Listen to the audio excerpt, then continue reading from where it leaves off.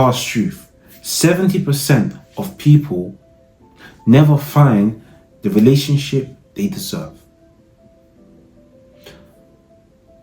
And that's not because they're unlucky. It's actually because they're stuck in the wrong mindset. And I was one of them. I had gone from no success in the dating market to massive success in the dating market without actually landing the actual person I wanted to be with. So I was stuck in a cycle where I had women I liked around me, but I just didn't have the woman I wanted to be with. It led to a lot of heartbreaks, disagreements, but a lot of fun, I must confess. And in this video, I am going to show you how I changed my mindset and I was able to land my dream partner. You see, so I've spent over 12 years understanding human psychology, mindset, and relationship dynamics. Now, I was passionate from a very young age. If some of you may be familiar with my wife and kids.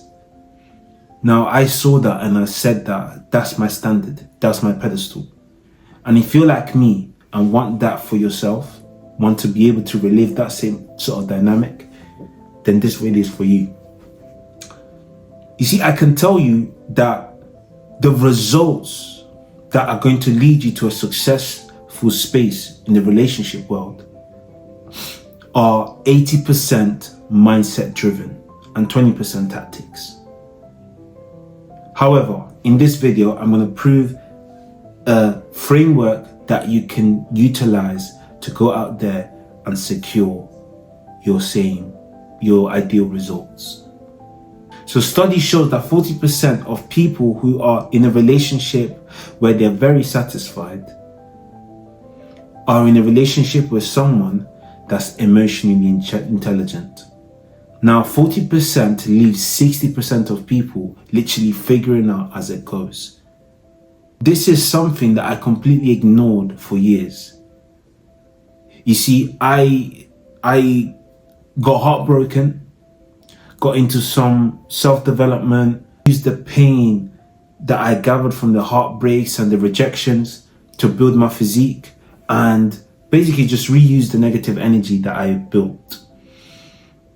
Now, there are some perks to that. However, when it comes to emotional intelligence, you can't be all macho and no sort of ability to be compassionate with your woman, especially because it works when it comes to maybe short-term dating, because all you have to be is just this cold guy that doesn't give a toss about anything, right?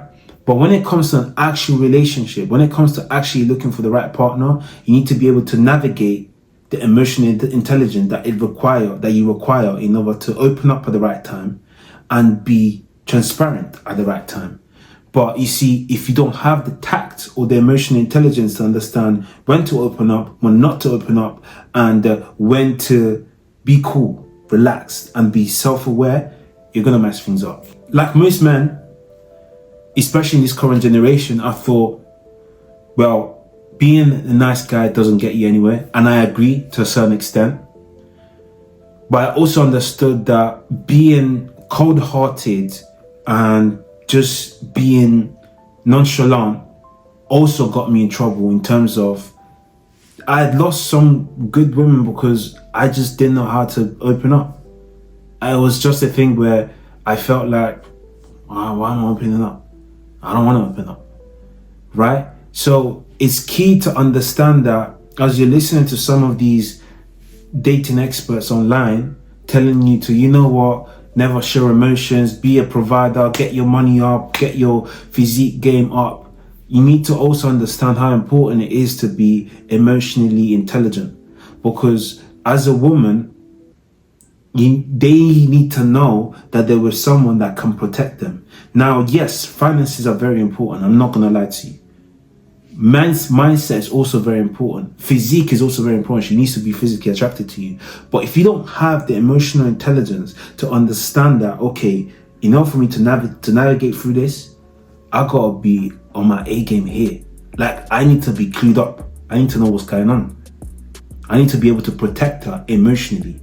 And because we're not, as men, developed to that standard, because we don't know how to deal with our emotions, we're just told, ignore your emotions, leave them to the side. But that's not actually the right approach.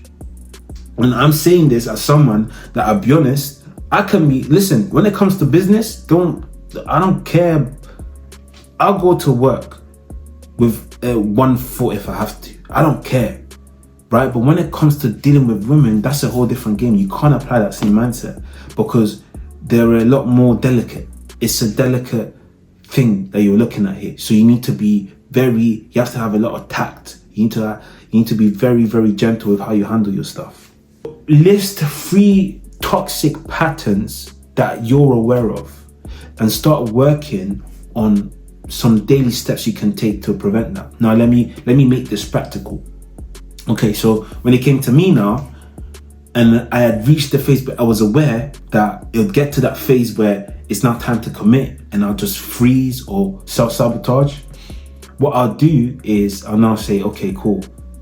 Now that I'm aware of this, how do I stop this from happening? Okay, I need to find someone that can allow me to open up. Now, how do I find someone that allows me to open up? Okay, so when I have conversation, I test the conversation, or I give hypothetical situations where, okay, let's give you a practical example. If this was to happen, how would you respond to that? If I was to do this, hypothetically speaking, and it's your job to make sure that she understands that it's not you, or you're just trying to gauge what her response would be. So the further away it is from you, but it still allows you to understand the type of person she is, the better for you, because you don't want it to get to a position where she's now looking at you and she's thinking, right, is that you? Is that what you're talking about? And you don't need to lie. You shouldn't want to lie, but you should also need to understand that you want to basically create a risk-free space where you're able to ask the question without repercussions. I hope that makes sense. The example is, have you ever, what struggles did you face in your previous relationships? Or what do you think you need to improve in order for you to know that you're going to be a successful partner, a successful husband, a successful boyfriend, you name it, right? So these are all questions. You just want to audit yourself and also audit the partner you're with so that you can understand, right, she can handle my emotional. The truth of the matter is, as a guy, no one's ever going to really be able, like, as a guy, I doubt you're lucky if you can find someone that can handle your emotional stuff. This is why it's key for you to watch one of the previous videos where I mentioned how you need to be able to deal with your own demons. And what I simply mean by that is, look, I'm a Christian, so I'm not saying you've got demons inside you that you need to know. Is you simply need to know how to deal with your past trauma. You need to find a way to diagnose your issues so that it don't affect your future relationships, because a lot of us are broken, man. A lot of us are broken because the previous generation didn't know what to do. The generation before that definitely didn't know what to do. And we're literally the first generation that's actually coming in touch and being aware that these things are things that need to be handled before we get into relationships, before we get into marriages, before we get into having kids and whatnot. And the truth of the matter is that if we don't deal with these things, well, your children are going to deal with them anyway. So it's better for you to fix them before the next generation has to deal with the same issues that you refuse to fix. But this is something that we are now becoming aware of, that our parents probably didn't think would affect us because they were doing the best they can. I align my personal goals with my relationship goals. Everything changed because I now, instead of looking at my partner as someone that's slowing me down or someone that isn't compatible or someone that I'm not sure if I could grow with, I just simply saw it as, this is the foundation and we grow from here.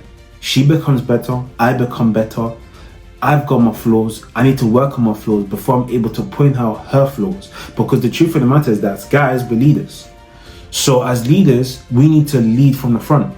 How do you lead from the front? Again, when I was a branch manager, when I was as a CEO, as a director, you need to show your people that you're more than capable to do the job. And it's a thing where you're not necessarily doing the job for them.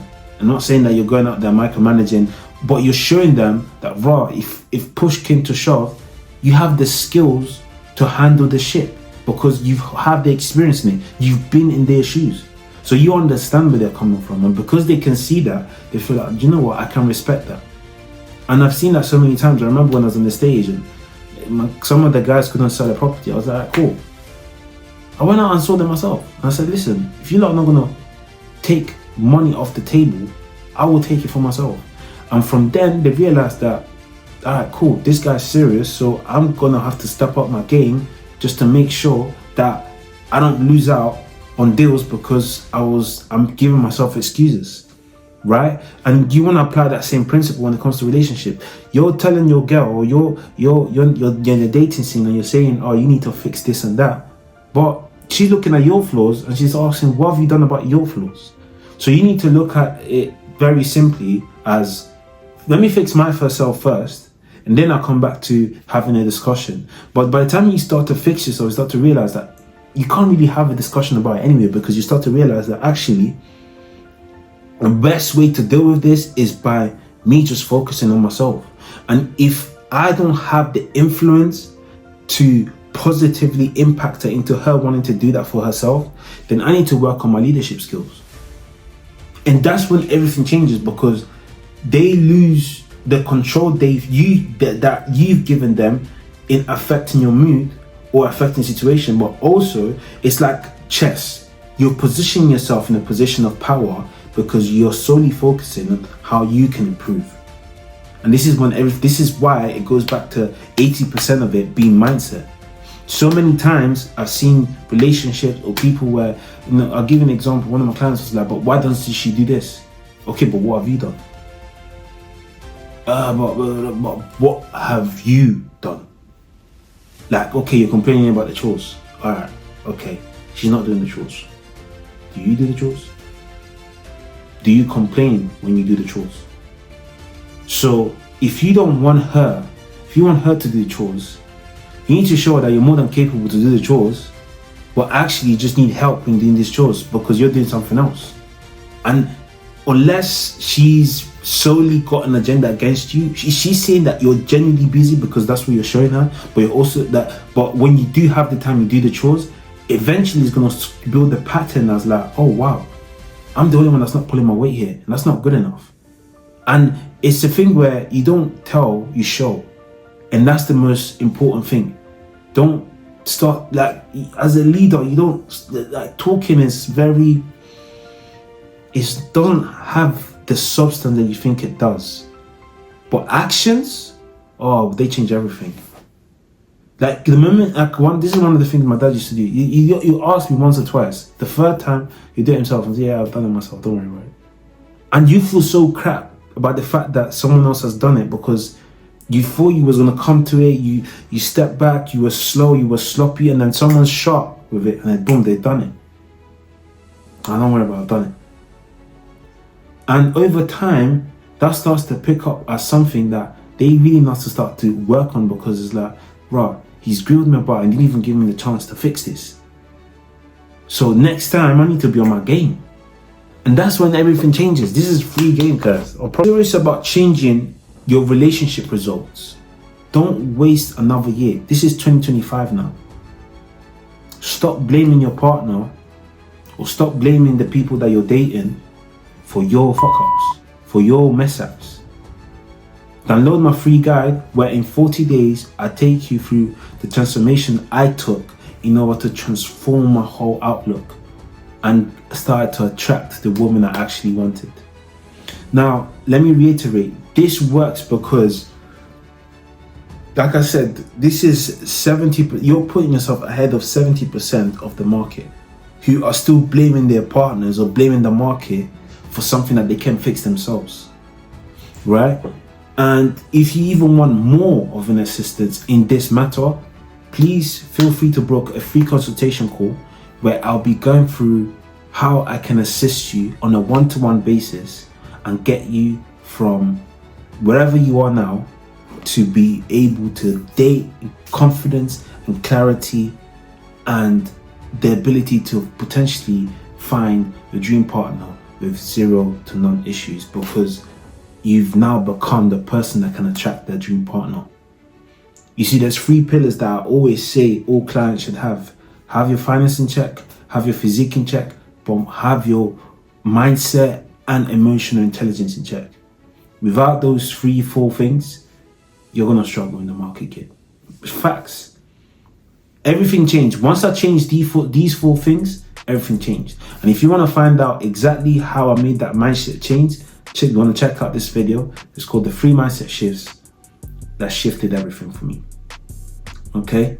Now, if you've enjoyed this video, please like, share and subscribe. Leave the comment below what you think. Share your comments. Share if this is or something you were struggling with, something that you're not aware of. And yeah, let's just catch up in the comments. Like I said, this is how I transformed my relationship mindset and attracted my dream partner. And I hope that through this video, you're now able to do the same. Come back to this video if you need, rewatch it, take notes, but make sure that you implement. These are things that work once you implement. Don't just be that person that just gathers information and then just goes back and then just does the exact same things over and over again. This changed everything for me. Facts. All right. So without further ado, I'll see you in the next video. Peace.